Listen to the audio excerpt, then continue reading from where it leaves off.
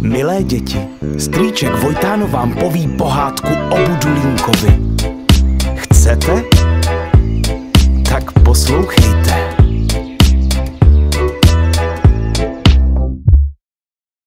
Bylo nebylo, jedno malý mimino, co zlobilo a bylo trochu debilo a oči divně kulilo. Něco mu prej chybělo a něco mu zas přibylo a nebylo to kilo, těch málo mělo. Bylo líný a říkalo, že bude, tak to rozhod fotr, budeš Budulínek, prde, Budulínej. Přísahám, slibuju vám, nehnu prdelí, nic nedodělám. Jak řek, tak udělal, flákal, živočel dál. Nikam moc nechodil, jen se válel opodál. Lhal, skrytou agresi nehrál, zvítězila jeho lenost, fotr už se bál, tak ho vzal, když spal tam, kam vítr val. Pozadu vycouval z posedu, kam neposedu dal. Malej se probral, kde to kurva jsem? Netuší, že na něj čeká galantní jelen. Dobrý den, kozy ven, já jsem galantní jelen. Projedu tě pohledem, upředu tě jako len. Jsem ten, co tě vzadu tlačí, myslíš, že to jednou stačí.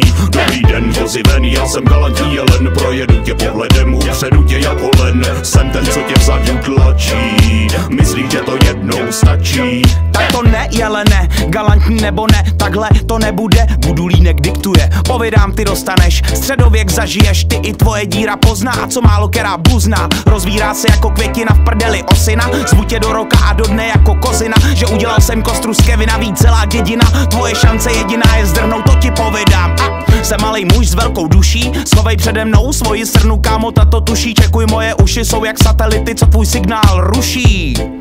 A ještě mi to sluší, a ještě mi to sluší, a ještě mi to sluší.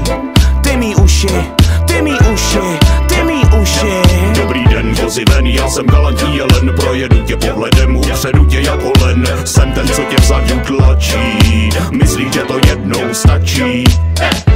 Jen co to jelen dořekl, popadl ho Budulínek a cloumal s ním o 106.